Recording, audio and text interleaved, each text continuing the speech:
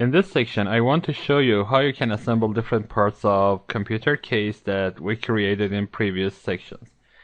And for this, I want to change one of the parts that I created previously. That's the computer case door. So I select it. And I want to change this elongated holes into circle. And you remember that I selected these for the screws. But here, because I want to have an axis, and you know that elongated holes do not have an axis, I want to have an axis for them. I need to, create different type of openings here, and that's going to be a circular opening.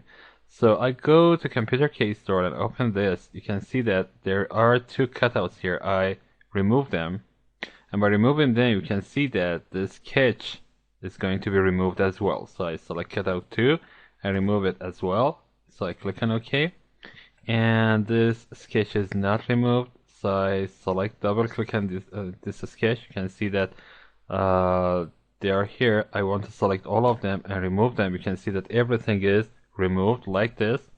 Let's zoom in and draw a circle instead of that elongated hole. And this circle should be 5 millimeters in diameter. That means 2.5 millimeters of radius. And I should have this constraint, the center of this circle. And I need to select the center, and that's going to be a little hard here. That's it. And this horizontal vector are about 150 millimeters away from each other. So this is selected right there. And I want to select the center and select this horizontal vector now. And I want to make sure that they are 5 millimeters away from each other. So I type in 5. You can see the circle is in its correct place. So I exit my workbench. This is sketch 2 right now. I click on this and copy it and paste it on computer case door. So I will have another sketch that is sketch 8, and I double click on this sketch. This time I double click on this constraint and click on more and click on swap location. That's it. So I exit my workbench. I have two sketches.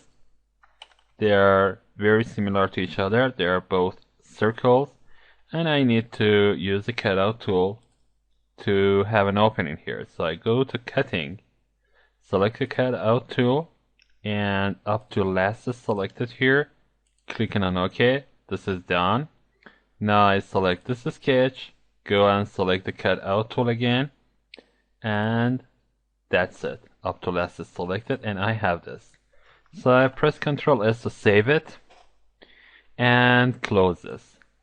Now I need to go to assembly design environment. I can do this in two ways. I can go to file menu and select new product, or I can go to start menu and select the mechanical design assembly design environment. I prefer the second way.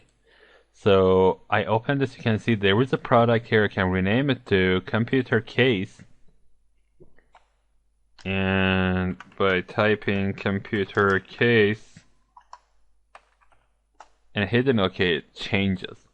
Now I need to insert the parts one by one. I go to insert menu and I click on existing component because I have them, and I click on computer case because this is the product that I need to add the components to that. So I go and select different parts. The first part I want to insert is the computer case backplate, so I click on that, and that's inserted here. Now I can move it any direction I want. I can go to edit menu, go to move, select the manipulate, and select different direction. For example, Z direction. I can grab my object and move it up or down. Select X component and move my object in front or back.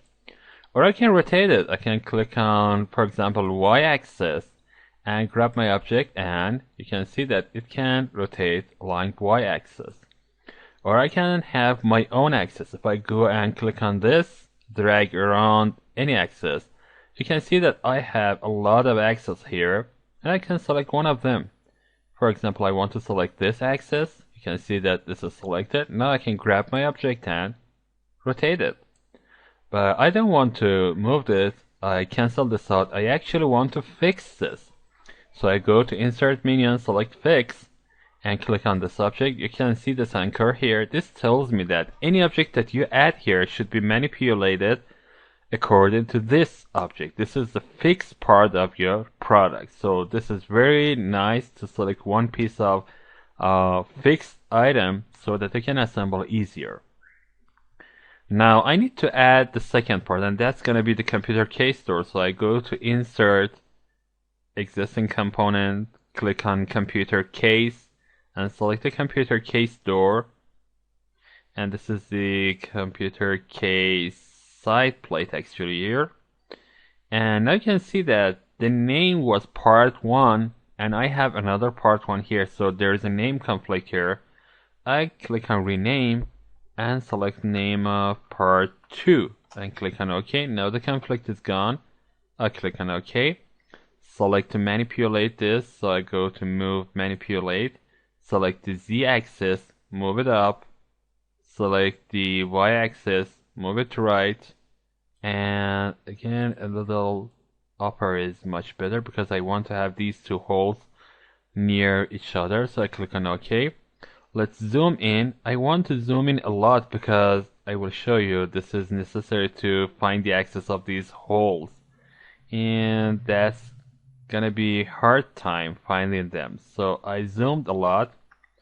I know that this hole is going to be along this hole. So I go and select the coincidence constraint from Insert menu. And this is very nice tool because you can select axis, you can select lines, you can select faces and coincide them together. So I want to select the axis of this one, and this is going to be a little hard time as I told you because it is hard to find the axis. If it is hard, I can zoom in more, and now by going there at some point you can see that I can grab the axis, and it is hard of course as I told you. Now this is the axis. I click on this axis. Now I go to the second hole and I know that this has an axis too. So I click on this axis. Now you can see that both axes are going to be in coincidence with each other. So I go to Edit menu and click on Update. Now I zoom out. I zoom out and I can see these two holes are in coincidence with each other. Let's rotate this. And this time I want to make sure that, let's zoom in. I can do one thing. I go to Insert menu and select Contact because I want to have contact between two faces. The face one is the inside of this computer case door. I click on this. Now I rotate it and I want to make sure that this is in contact with this. So I click on it. Now I have this constraint. I can go to Edit menu and click on Update. Now you can see that they are touching each other. And the last one, I need another coincidence here. And for this, again, I need to rotate. And you remember that we have a thickness of 1 millimeter. So you should, make sure that this contact is there. I can do something else. I can select the axis of this one and the other one. Or I can select the coincidence and select this other edge and rotate it and select this line just before the curve and add a coincidence here. And this would be nice, but I don't want to have this type of coincidence. Actually, I want to have another coincidence between the holes, and that's nicer, I guess. So again, I need to zoom in a lot. So I zoom in, select the insert coincidence and grab the axis of this hole. You can see that this time it is easier to find the axis because I have rotated it. I select this axis. Now I zoom out and find the other hole that I want to find the axis. This is the other hole. Zoom in and go and find the axis of this. Now it is a little hard to find it. Let's zoom in again.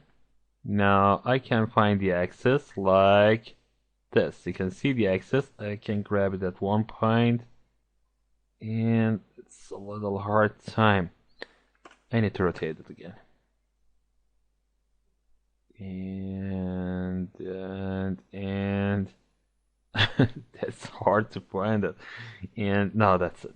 Okay, I have the two axes again. Now I can go to edit menu and select the update. Now you can see that these objects are nicely fitted together. So I zoom out. Okay. This is very nice. This is very nice. Okay, you can do the same and insert another computer side plate. Let's do this. I can go to insert menu and click on existing component and click on computer case opens this. And again, I can import the same object, the computer case side plate. And you can see again, there is an incident report. I click on this. And this time I will rename this to part 3. So I go to properties and select part 3 for the name. Now the conflict is gone. I can do as I did. And for this, let's zoom in again. And by zooming in, I make sure that I select the coincidence constraint and select this axis of this one. And again, it is going to be a little hard time. Let's rotate. And let's zoom in again. And at some point I should grab the axis of this. And actually I didn't want to do this, but I prefer to do this again. Now this is not possible from this side, and at some point I should grab the, no, that's it. That's it. So zoom out. Now I want to have this with this. The axis of this hole. So I go here and try to grab the axis of this. Now if it is not possible, again I need to zoom in. And now that's it. Now I have a coincidence. I go to update. Okay, let's zoom out and see what happened. I need to find the axis of this hole. Zoom in again. And let's go to insert and select coincidence and select the axis of this hole. This time it was easier. Zoom out, find the other hole, and zoom in, and find the axis. And that's here. If it is hard, again, I should zoom in a lot. And that's the axis. I found it. I update this constraint again. Now I need a contact. So I need to make sure that, let's zoom in again. Make sure that I select the contact. This face is in contact with this face. So I update it again, and now that's it. Very nice. Very nice. Okay, let's rotate it. I need to add another component, and I want to do this in later section, next section.